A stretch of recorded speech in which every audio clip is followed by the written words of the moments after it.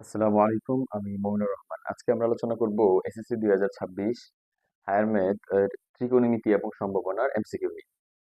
তো এখানে আমাদের প্রথম প্রশ্নটা যদি আমরা লক্ষ্য করি, এখানে আমাদের বিভিন্ন কোণ দেয়া আছে। তো এটা এরকম যে কোনো একটা কোণ দিয়ে আমাকে বলবে যে এটা কোন চতুর্ভাগে অবস্থায় অবস্থিত। তো আমরা এটা জানার জন্য যেটা করব, দেখো সবার প্রথমে আমরা চতুর্ভাগ সম্পর্কে একটু জেনে নিব। যে এখানে আমরা জানি যে এটা হচ্ছে প্রথম চতুর্ভাগ, এটা হচ্ছে দ্বিতীয়, এটা তৃতীয় এবং এটা হচ্ছে কি চতুর্থ চতুর্ভাগ। তো এখানে যদি মাইনাসের মান থাকে তাহলে সেটা ঘড়ির কাঁটার দিকে যাবে, অর্থাৎ যখন মাইনাস যাবে ঘড়ির কাঁটা কোন দিকে ঘুরে আমরা জানি যে এদিক থেকে ডান পাশে ঘুরে, ঠিক আছে। তো যদি মাইনাসের মান থাকে তাহলে সেটা হবে ঘড়ির কাঁটার দিকে। আর যদি তোমার প্লাসের মান বলে তখন সেটা হবে ঘড়ির কাঁটার বিপরীত দিকে। তো এখানে যে এমসিকিউ গুলো আমরা দেখবো, আমরা জানি যে প্রত্যেকটা চতুর্ভাগের মান কিন্তু কত করে, তোমার 90 ডিগ্রি। প্রত্যেকটা চতুর্ভাগের মান হচ্ছে তোমার 90 ডিগ্রি করে। তো সেক্ষেত্রে আমাদেরকে যদি বলে যে -570 কত করে আছে, তাইলে আমরা একটা সোজা কাজ করব, সেটা হচ্ছে আমরা ক্যালকুলেটরের মাধ্যমে এখানে 570 কে 90 দ্বারা ভাগ করব। কারণ আমরা জানি প্রতিটা চতুর্ভাগ কত করে, তোমার 90 ডিগ্রি করে। দেখো এখানে আমরা 570 কে আমরা ভাগ করব হচ্ছে তোমার 90 দ্বারা। তাহলে আমার এখানে 6.33 এরকম সামথিং আসছে, যে 6 পয়েন্ট যাই আসুক, মানে 6টা চতুর্ভাগ যাওয়ার পরের চতুর্ভাগে। এখন যেহেতু মানটা মাইনাসের, তাইলে আমরা অবশ্যই ঘড়ির কাঁটার দিকে কিন্তু যাব। তাহলে দেখো এখানে 1 2 3 4 5 6, যে 6 যাওয়ার পর এখানে কিন্তু আসলাম। এখন 6 পয়েন্ট সামথিং যাই আসুক, তার মানে কি এটা পরের চতুর্ভাগে যাবে। অর্থাৎ এটা কিন্তু তোমার কোন চতুর্ভাগে অবস্থিত, দ্বিতীয় চতুর্ভাগে। তো একইভাবে যদি এখন প্লাসের বলে তখন আমরা কি করব, দেখো যদি প্লাসের 750 বললো ধরো, তো আমরা এখানে কি করব, এখানে 750 কে ভাগ করব। প্রথমত 750 কে আমরা ভাগ করলাম হচ্ছে 90 দ্বারা ভাগ করব। তাহলে 8.33 আসছে। তাহলে 8.33 মানে কি, আমরা 8টা চতুর্ভাগ যাওয়ার পরে আরেকটা সামনে যাবো। আর কিন্তু এখানে যেহেতু প্লাসের হচ্ছে কি, তাইলে কিন্তু আমরা কি করবো, এখানে ঘড়ির কাঁটার বিপরীত দিকে যাব। তাহলে এই যে দেখো এখানে একবার গুনলে 4 আর একবার গুনলে 8, 8 কত আসছে তোমার 33। তার মানে কি আমরা এর পরে চতুর্ভাগে যাবো, অর্থাৎ এটা কিন্তু প্রথম চতুর্ভাগে পড়তেছে। এভাবে কিন্তু আমরা 20-30 সেকেন্ডেই কিন্তু এই এমসিকিউ গুলো করতে পারি, যতই বলুক। যেমন এখানে অনেক বড় মান দিছে, তো এটা নিয়ে ঘাবড়ানোর কিছু নয়। আমরা জাস্ট কি করব, আমাদের কাজ হচ্ছে জাস্ট এই মানটা ক্যালকুলেটরে তোলা। 2350 আমরা ভাগ দিব হচ্ছে কি দ্বারা, তোমার 90 দ্বারা। তো এখানে দেখো আসছে 26 দশমিক সামথিং। এখন এত মান গুণবো কিভাবে, দেখো আমরা খুবই সোজাভাবে এটা করতে পারি। যেমন এখানে আসছে 26.11 এরকম। তো সেক্ষেত্রে আমরা যেহেতু মানটা প্লাসের, তার মানে কি যাবো আমরা ঘড়ির কাঁটার বিপরীত দিকে। তাহলে এখন আমরা জানি যে একবার গুনলে কত হয় 4, তাহলে আরেকবার গুনলাম আরো 4, তাহলে 8, আরেকবার গুনলে 12, তারপর গুনলে 16, তারপর গুনলে 20, তারপর গুনলে কত 24। তাহলে 26 মানে কি, এই যে দেখো এখানে 24-এর পরে 25, 26, 26 দশমিক সামথিং, মানে এই চতুর্ভাগ। অর্থাৎ এটা কিন্তু কি চতুর্ভাগ, তৃতীয় চতুর্ভাগে হবে। তাহলে আমরা এটা কিন্তু ইজিলি কিন্তু এইভাবে করতে পারি, ঠিক আছে। তারপরে দেখো এই এই এমসিকিউটা বিশেষ করে লক্ষ্য করো। এখানে বলছে যে থিটার মান হচ্ছে -90 থেকে ছোট, আবার থিটার মান হচ্ছে -180 থেকে বড়। এটা কোন চতুর্ভাগ? তো এইটা একটু চিন্তা করো তুমি, -90 থেকে বড় মান কি, আমরা জানি যে মাইনাসের মান আসলে যত বড় হবে দেখতে, সে আসলে তত ছোট। যেমন আমরা জানি যে -1 কিন্তু -100 থেকে অবশ্যই বড় সে। সেক্ষেত্রে -90 থেকে ছোট মানে কি, তার মানে বলতেছে যে এটা -91, -92 বা -105, এই সবগুলাই কিন্তু কি তোমার -90 থেকে ছোট। কারণ মাইনাসের মান যত বাড়বে সে আসলে তত ছোট হবে। তো সেক্ষেত্রে এখানে আমার যদি দ্বিতীয় শর্তটা দেখি, -180 থেকে বড়, তাইলে -180 থেকে বড় মানে কি, বড় মানে তো সংখ্যা আসলে দেখতে ছোট হবে না। তাহলে -160 বা 150 ওইগুলো হচ্ছে কিন্তু -180 থেকে কি বড় মান। তাহলে সেক্ষেত্রে আমরা দেখো যেহেতু মানটা মাইনাসের কথাবার্তা বলতেছে, তাহলে অবশ্যই ঘড়ির কাঁটার কি যাবো, আমরা দিকে যাব। ঘড়ির কাঁটার দিকে কিন্তু ঋণাত্মক। তাইলে এখানে থিটার মানটা কি হবে, দেখো মানে কোন চতুর্ভাগে হবে, -90 থেকে বড় মানে কিন্তু এখানে আমরা যদি এখান থেকে এদিকে আসি, তাহলে কিন্তু এটা হচ্ছে -90। তাহলে এটা থেকে বড় যেহেতু বলছে, সরি এটা থেকে ছোট বলছে, তার মানে কিন্তু আমরা সামনের দিকে যাবো আরো। কিন্তু -180 থেকে আবার বড় বলছে, তার মানে -180 যদি এখানে যাই তাহলে কিন্তু এটা -180। তাহলে এটা থেকে যেহেতু বড় বলছে, তার মানে আমরা কিন্তু আর সামনে যেতে পারি না, আমাদের পিছিয়ে আসতে হবে। তার মানে আমরা কিন্তু কোন চতুর্ভাগটা পাচ্ছি বলো, তৃতীয় চতুর্ভাগ। তার মানে এখানে থিটা কিন্তু কোন চতুর্ভাগে অবস্থিত, তৃতীয় চতুর্ভাগে অবস্থিত। আশা করি তোমরা বুঝতে পেরেছো। এরপরে দেখো সকাল 10টা 30, এখানে ঘন্টা এবং মিনিটের কাটার অন্তর্ভুক্ত কোণ কত হবে। এটা এরকম দিতে পারে বা যে কোনো সময় দিতে পারে। তো এই সময় থাকলে আমরা ঘড়ির কাঁটাটার ক্ষেত্রে চিন্তা করো যে এখানে কিন্তু কি ধরো 12, এখানে হচ্ছে 6, এখানে 3, এখানে 9। তো এখন একটা জিনিস খুব ভালো করে চিন্তা করো যে এখানে কিন্তু আমাদের যখন ধরো 1 আমরা লিখলাম, 2 লিখলাম, তাহলে প্রতিটা ঘন্টা কিন্তু তোমার 5টা কাটায় বিভক্ত থাকে, অর্থাৎ 5 মিনিট কিন্তু এখানে 12 থেকে 1-এর ক্ষেত্রে। তো সেক্ষেত্রে বলছে ঘন্টা এবং মিনিটের ক্ষেত্রে এখন আমার যখন ধরো তোমার 10টা বাজে, তো এখন 10টা বাজলে তো আমার ঘন্টার কাঁটা এখানে থাকবে নাকি? কিন্তু যখন 10টার পর সামথিং এটা 20 মিনিট হোক, 30 মিনিট হোক, 15 মিনিট হোক, তখন কিন্তু আর এটা এখানে থাকবে না। কারণ আমরা 10টা থেকে যে 11 মানে 11টায় যাবে, সেক্ষেত্রে তো এটা এমন হয় না যে একদম মিনিট রেখাটা ঘুরে এখানে আসে তারপর হঠাৎ করে 10 থেকে 11তে চলে যায় ঘন্টা কাঁটা, এরকম না। বিষয়টা হচ্ছে যে এইটাও তোমার নড়ে এবং এইটাও নড়ে, তো এটা খুব ধীর গতি হওয়ার কারণে আমরা হয়তো খালি চোখে বুঝতে পারি না। তো সেক্ষেত্রে যখন আমার 10:30 বাজবে তখন মিনিট রেখাটা তো অবশ্যই এখানে থাকবে, কিন্তু ঘন্টার কাঁটা কি হবে? 10 এবং 11 কিন্তু মাঝামাঝি চলে আসবে। ঠিক আছে?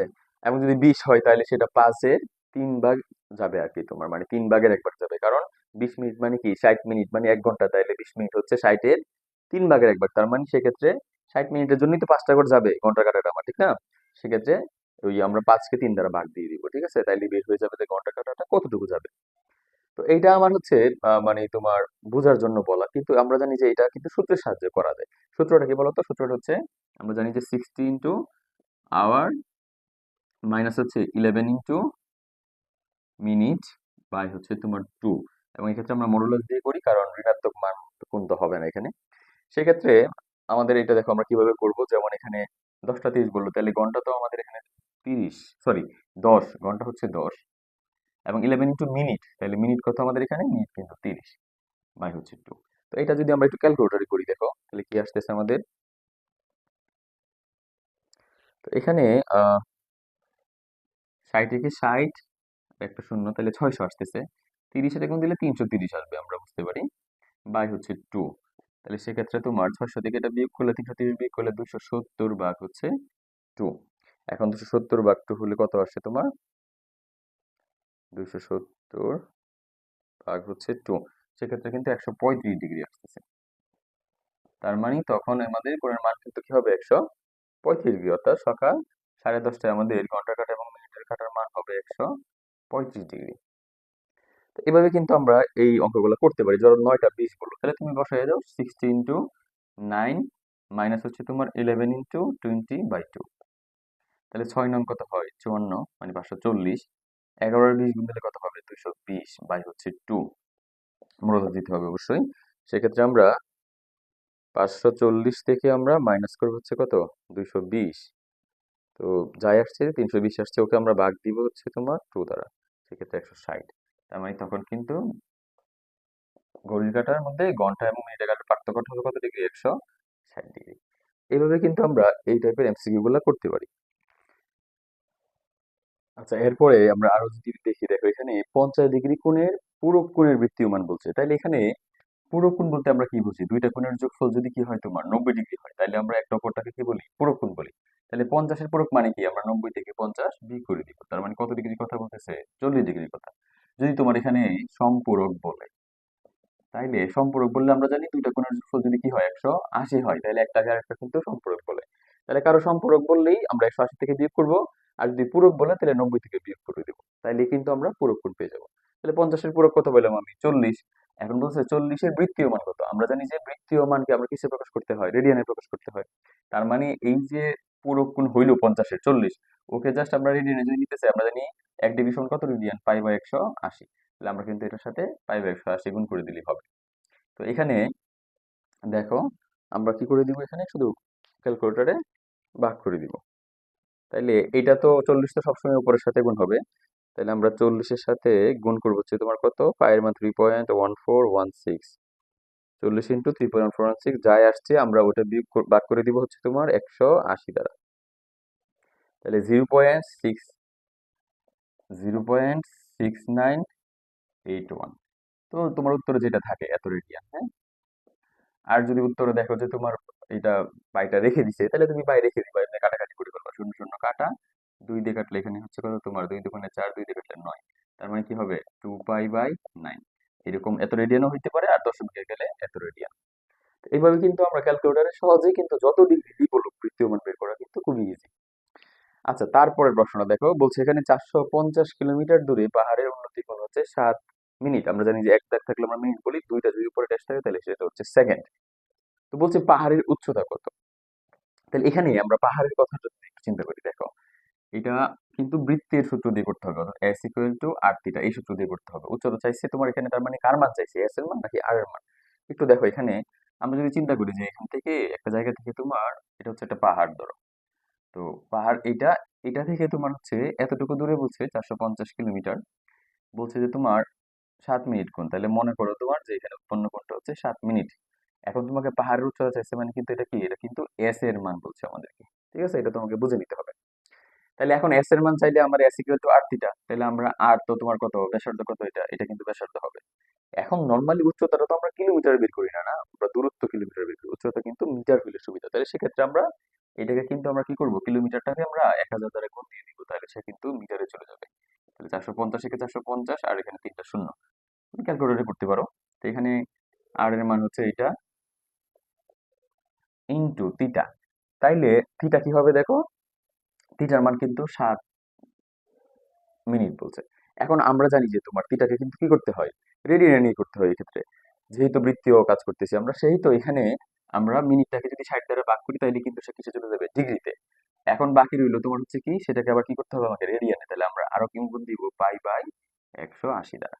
তাহলে এই ফুল ইকুয়েশনটা এখন আমি ক্যালকুলেটরে করে ফেলবো। দেখো এখন কিন্তু সে মিনিটে নাই, এখন কিন্তু সে 60 দিয়ে ভাগ করার ফলে কিন্তু সে ডিগ্রি চলে গেছে, এবং ডিগ্রির পরে কিন্তু সে পাইবে 180, মানে এখন কিন্তু সে ফুলটাই কি রেডিয়ানে চলে গেছে। তাহলে আমরা এখন যদি কাজটা করি, দেখো কত মিটার হয়। সেক্ষেত্রে আমরা আগে 4 5 চারটা শূন্য, না হ্যাঁ 4 5 চারটা শূন্য, আমরা গুণ দিব হচ্ছে কি দ্বারা, তোমার 7 দ্বারা, উপরে সবগুলো গুণ হবে, ঠিক আছে। তারপর আবার গুণ দিব কত, তোমার 3.1416। তো এই তিনটা জিনিস গুণ দেওয়ার পরে আমাদের যাই আসলো আমরা ইকুয়ালে দিই। এখন ভাগ দিব কি দ্বারা, 60 দ্বারা ভাগ দিব, 180 দ্বারা ভাগ দিব। তুমি একসাথেও করতে পারো। তো এখানে আমি এখানে ভাগ দিলাম ধরো 60 দ্বারা, যা আসছে তাকে আমি আবার ভাগ দিব হচ্ছে 180 দ্বারা। তাহলে 916.3 মিটার। আমার অপশনটা আসছে হচ্ছে 916.3 মিটার। তাহলে পাহাড়ের উচ্চতা হচ্ছে এটা। এভাবে কিন্তু আমরা করতে পারি এগুলো। এবং এখানে তোমার অনেক সময় বলতে পারে যে তোমার ঢাকা থেকে ধরো রাজশাহীর দূরত্ব তোমাকে বলে দিল এতটুকু, যে সেক্ষেত্রে তারা তোমার কি উৎপন্ন করছে কোন, ধরো তোমার এখানে মিনিট বলতে পারে বা ডিগ্রিও বলতে পারে, ধরো 60 ডিগ্রি উৎপন্ন করছে দুইটা স্থান। ঠিক আছে, পৃথিবীতে বলতে পারে বা ঢাকা বলতে পারে। তো এখানে ঢাকা থেকে যদি হয় তোমার ধরো রাজশাহী বলার কথা, তাহলে সেটা পৃথিবীর আমরা জানি ব্যাসার্ধ হচ্ছে 6440 এত কিলোমিটার। ঠিক আছে, তো এখানে এটা থেকে আমাদের বলছে যে তাইলে এই দুইটা জিনিসের দূরত্ব কত। তাহলে এই যে একই কথা, তোমার এখানে এস এর মান বলছে, তাহলে এস এর মান কি হবে, এস ইকুয়াল টু আমরা জানি আর থিটা, তাহলে আর এর মান তো এটা পৃথিবীর যে ব্যাসার্ধ আছে 6440 ইন্টু তোমার থিটা হচ্ছে কত, 60 ডিগ্রি। ডিগ্রিতে যেহেতু আছে আর কিছু করতে হবে না, আমরা শুধু পাইবে 180 দ্বারা গুণ দিয়ে দিব। বাস তুমি এইটা এইটা এটা গুণ করো, পরে 180 দ্বারা ভাগ করে দাও, উত্তর কিন্তু চলে আসবে।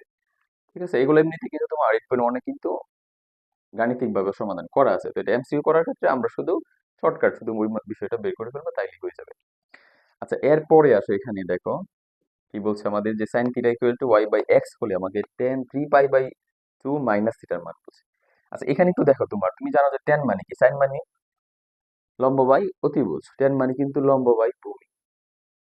তাহলে এখানে ভূমি কিন্তু লাগতেছে, তাহলে তুমি এখান থেকে আগে ভূমিটা বের করো।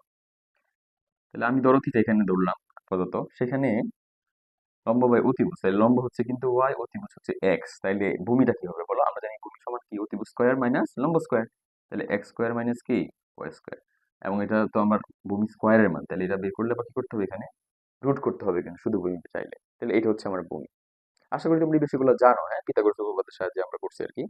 তো এখানে টেন 3 পাই বাই 2 মাইনাস থিটার মান বলছে। তাহলে এখানে তুমি একটু দেখো, এই যে পাই বাই টু, আমরা কিন্তু জানি একটা সূত্র আছে যে n into pi by two plus minus theta. আমরা যে কোনো কোণকে যদি এই ফরম্যাটে প্রকাশ করি তাহলে আমাদের কিন্তু এই কাজগুলো করাটা সুবিধা। এখানে কিন্তু ওরা অলরেডি দিয়ে দিছে। এবং এক্ষেত্রে নিয়মটা কি বলতো, যদি এন এর মানটা বিজোড় হয় তাইলে আমাদের ত্রিকোণমিতির অনুপাতগুলো চেঞ্জ হয়ে যাবে। চেঞ্জ হয়ে কি হবে, সাইন থাকলে কজ হবে, কস থাকলে সেক হবে, টেন থাকলে কট হবে, আবার ওই উল্টোটাও হবে। তো এখানে আমরা যদি দেখি, দেখো আচ্ছা, এটার পাশাপাশি কিন্তু আমার চতুর্ভাগে একটু ধারণা থাকতে হবে। যে চতুর্ভাগে এখানে প্রথম চতুর্ভাগে আমাদের সব ত্রিকোণমিতিক অনুপাত প্লাস, এখানে সাইন এবং কসেক হচ্ছে প্লাস, বাকি সবগুলো কিন্তু মাইনাস। এখানে হচ্ছে তোমার টেন এবং কট হচ্ছে প্লাস, বাকি সব মাইনাস।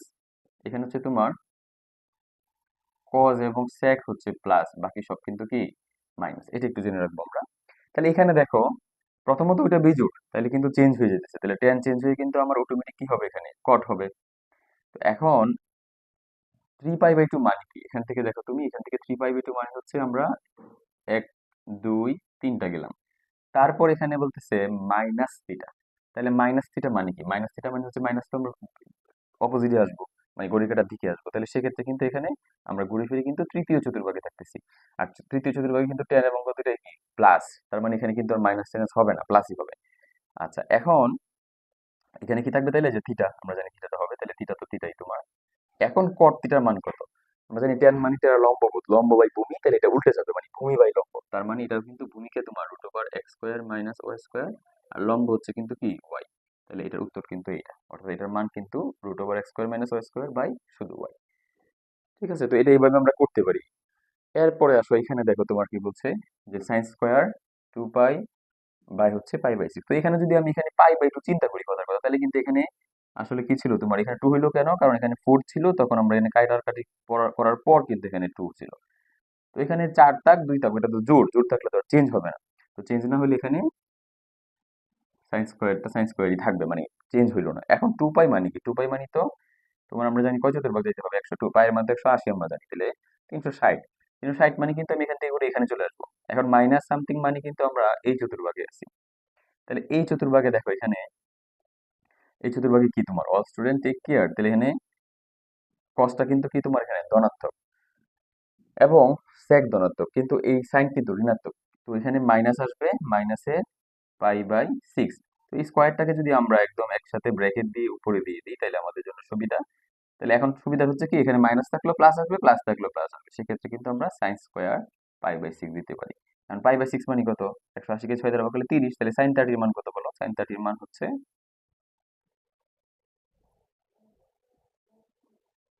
হাফ। তাহলে আমরা এটার উপরে কি করবো এখন, স্কোয়ার, তাহলে কি হবে 1/4। ঠিক আছে, এর 11 প্লাস হচ্ছে সাইন স্কোয়ার 9π/22 ইকুয়াল কত, যদি এরকম যদি প্রশ্ন বলে, তাহলে আমরা কি করবো এখানে, মানে এখানে আমরা এটা যেমন আছে এটা এমনই রাখবো। তো আমরা চেষ্টা করব এই মানটাকে এই থিটা দিয়ে প্রকাশ করতে, কারণ এই থিটার মান কিন্তু 90 ডিগ্রি থেকে কি তোমার ছোট। তাহলে এখানে সাইন স্কোয়ার আমাদের আপাতত ঠিক আছে, তো এখানে তো π/11 আমরা লিখবো। এখন আমরা জানি যে n × π/2 প্লাস মাইনাস থিটা, ওই রকম দিয়ে কিন্তু আমরা প্রকাশ করি। তাহলে এখানে যদি 22 হয়, তাহলে আমাদের কিন্তু নিচে লসাগু 2 নেওয়া লাগতেছে, উপরে 9 পাই, তাহলে আমরা 11 দিয়ে লসাগু কি নিবো বলো, এখানে 22 নিবো, কিন্তু 2 দ্বারা ভাগ করলে 11। 11 দিয়ে উপরে যদি পাই দিই আমরা, তাহলে 11 কি হবে, 11 হবে কিন্তু। এখানে যদি 11টা পাই হবে আর কি, এখানে মাইনাস দিলে কিন্তু এই যে 11 দিয়ে ভাগ করলে 2, 2 দিয়ে গুণ করলে 2 পাই। তাহলে 11 থেকে 2 পাই বিয়োগ করলে কিন্তু 9 পাই হইতেছে, তার মানে এখানে কিন্তু আমাদের মাইনাস দেওয়া লাগবে। তো এখন এখানে যদি আমরা মাইনাস দিই, তাতে করে হবে কি দেখো, এইটা তো তোমার সাইন স্কোয়ার π/11 ঠিক আছে, যেমন এইটা কি হবে দেখো, π/2 মানে সামনে কি, এখানে 1 বিজোড়, এখানে n যেহেতু বিজোড়, তাহলে সাইন চেঞ্জ হয়ে কি হয়ে যাবে, cos হয়ে যাবে, অর্থাৎ এখানে cos স্কয়ার। এখন এখন এটা কি প্লাস না মাইনাস হবে, দেখো চতুর্ভাগ যদি আমরা দেখি, 90 মাইনাস এটার মান যত, মানে π/11 মানে তো এটা অবশ্যই 18, 19 এরকম মান হবে, আরো ছোট হবে।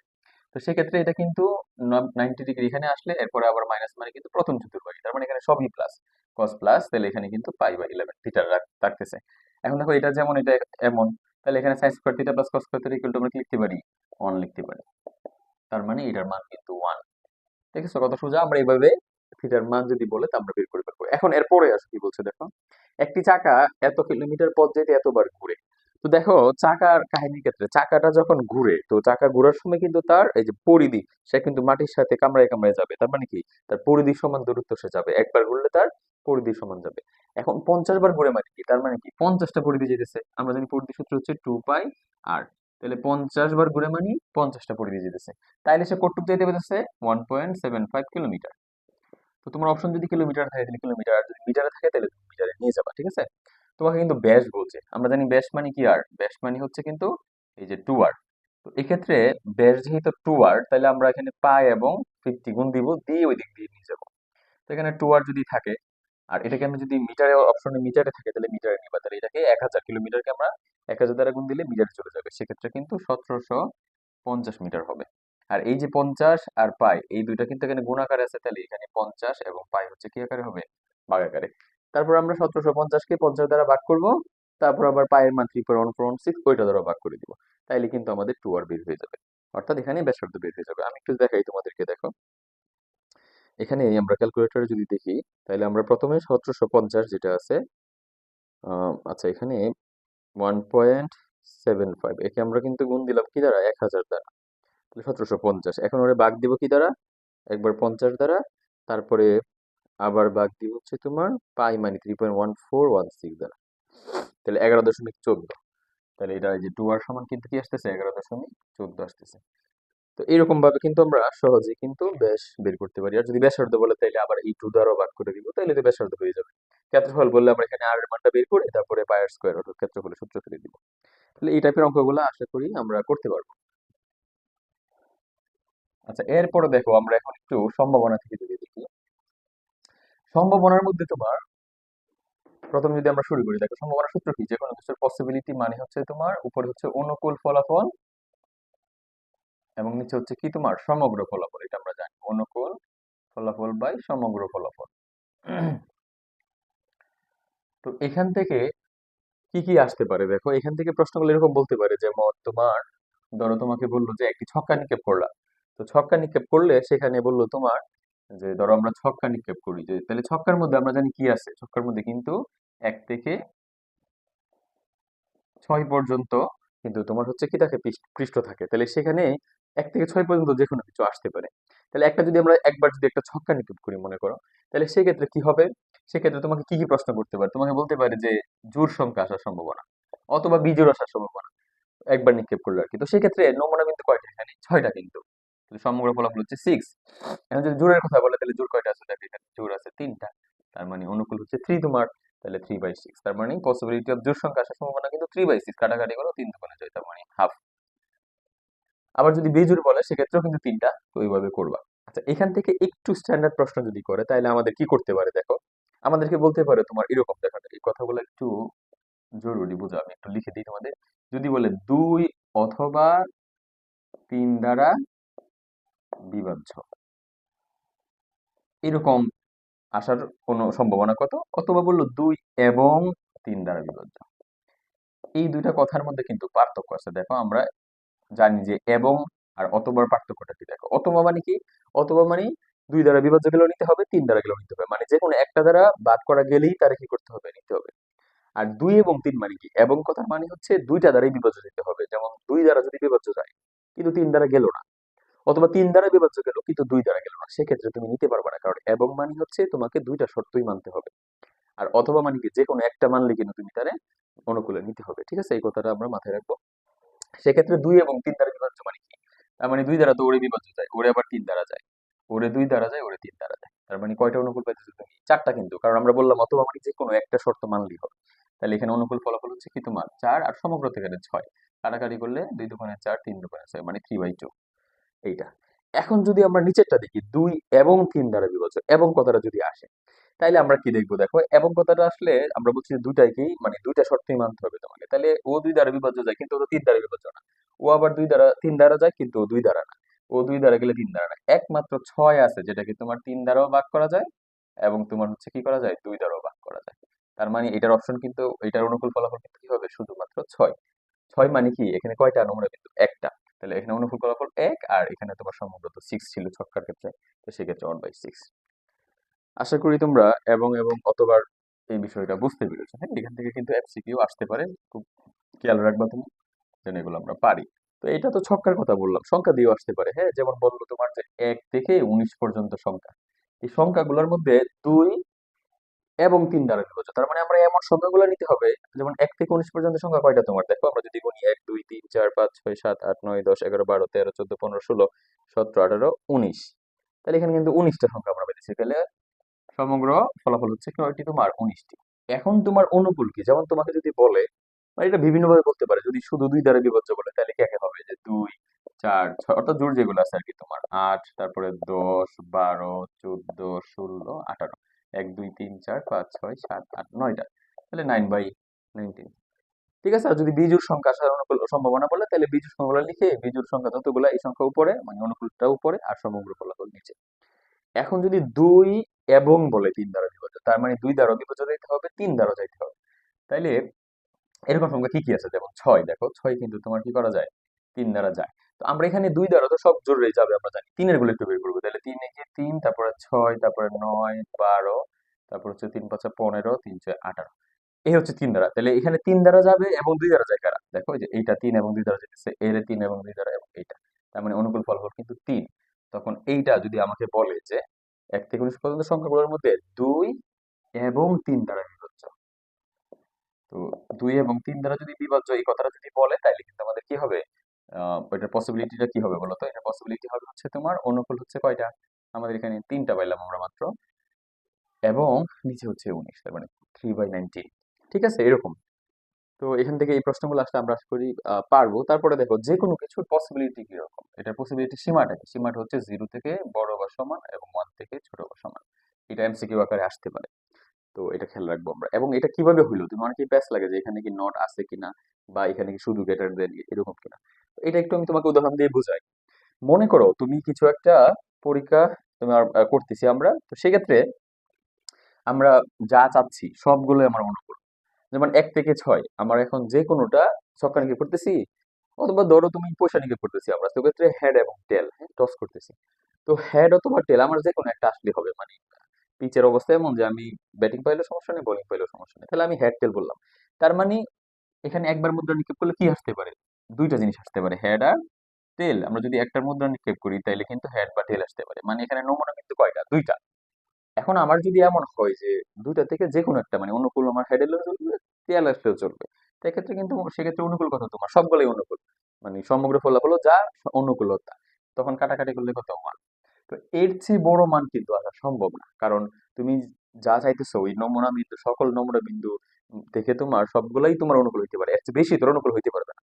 সেক্ষেত্রে কিন্তু 1-এর চেয়ে বেশি মান আনা সম্ভব না। 1 আসবে বা মানে 1 থেকে ছোট হবে সেটা, অথবা 1 সর্বোচ্চ, এই জন্য এটা।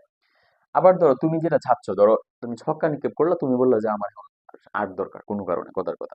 তো সেক্ষেত্রে তুমি কিন্তু 8 তো আর পাচ্ছ না একবারে প্রচেষ্টায়। সেক্ষেত্রে তোমার এখানে সমগ্র ফলাফল হচ্ছে কি? 0। আর তোমার, সরি, অনুকূল হচ্ছে 0, আর সমগ্র হচ্ছে তোমার কত? 2। আর ছক্কার কথা যদি বলি তাহলে 6 না, তাহলে এখানে 0 কে যা দিয়ে ভাগ করে তাহলে 0। তার মানে সর্বনিম্ন মান যখন তোমার অনুকূল একদম 0, তখনও কিন্তু 0 থাকতেছে, বা সেটা থেকে বড় আসবে। মাইনাসের মান আসার কোনো সম্ভাবনা নাই এখানে, আবার সর্বোচ্চ 1-এর চেয়ে বেশি যাওয়ার সম্ভাবনা নেই। এই জন্য হচ্ছে এটা হচ্ছে আমরা এরকম ভাবে করবো। আচ্ছা, তারপরে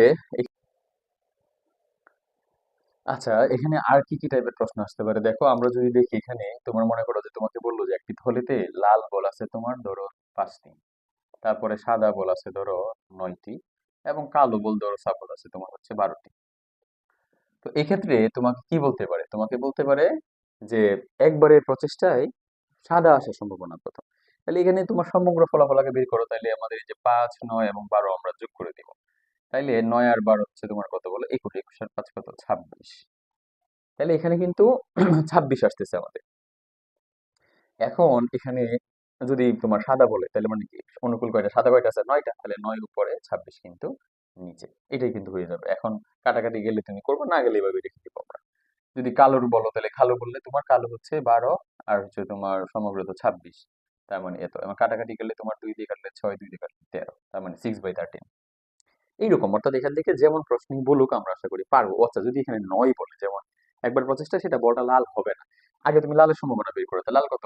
অনুকূল হচ্ছে 5, আর সমগ্র তো 26, কাটাকাটি যায় না, মানে এটাই। এখন লাল হবে না মানে কি? সেক্ষেত্রে আমরা 1 থেকে বিয়োগ করে দিব। 26 একে 26, 26 দিয়ে ভাগ করলে 1, 5 একে 5, সেক্ষেত্রে কিন্তু 21/26। এটা হচ্ছে পসিবিলিটি, যে লাল আসবে না একবারের প্রচেষ্টা।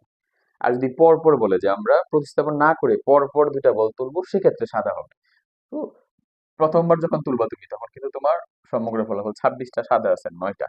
এখন যেহেতু তুমি প্রতিস্থাপন করবে না, মানে বলটা আবার রাখবা না, তার মানে কিন্তু সাদা একটা কমে যাবে, কারণ প্রথমটা তো সাদা হয়ে গেছে। সেক্ষেত্রে কিন্তু দ্বিতীয়বার কি হবে তোমার বলো? দ্বিতীয়বার কিন্তু 8 হবে। আর বল যেহেতু তুমি রাখতেছো না, তাহলে মোট বল থেকেও কিন্তু একটা কমে যাবে, সেক্ষেত্রে এখানে 25। আর একসাথে যখন বের করবো আমরা দুইটা গুণ করে দিব, তাইলে কিন্তু মান বের হয়ে যাবে। এখানে দেখো, যদি আমরা 2 দিয়ে কাটি তাহলে 4, 2 দিয়ে কাটলে 13। বাস, এখন এই দুটো গুণ করে দিলে 4 9 হচ্ছে 36, আর 25 আর 13 গুণ করলে কত আসে দেখো। 25 আর 13 গুণ করলে যা আসে আমরা ওইটা নিচে লিখে দিব।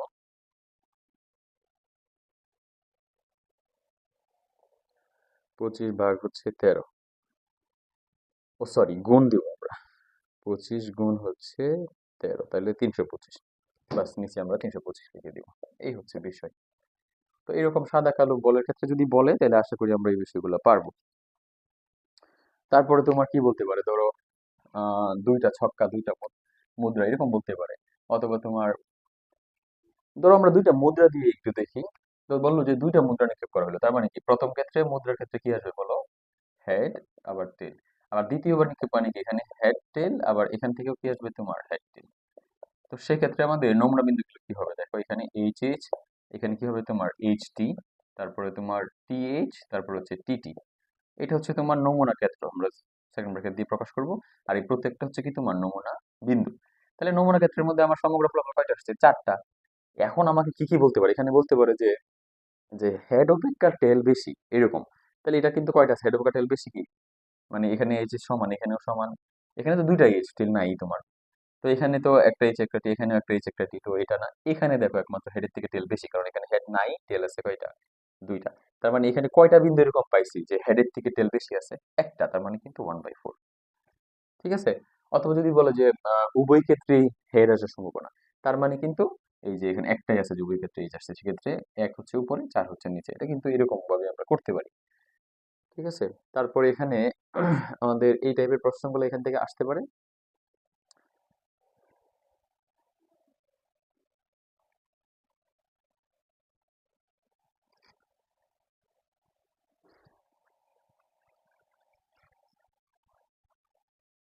তারপর এখানে আরেকটা প্রশ্ন দেখো, এখানে আমরা হায়ার ম্যাথমেটিক্স শব্দটা লিখি দেখো।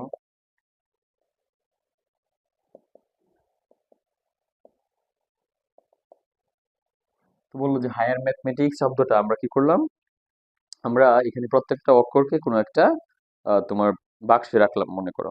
ঠিক আছে। তো সেক্ষেত্রে আমরা, ওরা বলছে যে সেক্ষেত্রে দৈবভাবে আমরা একটা বর্ণ নিব। তো বর্ণ নিলে পরে এ অথবা এইচ না হওয়ার সম্ভাবনা, এ অথবা এইচ না হওয়া।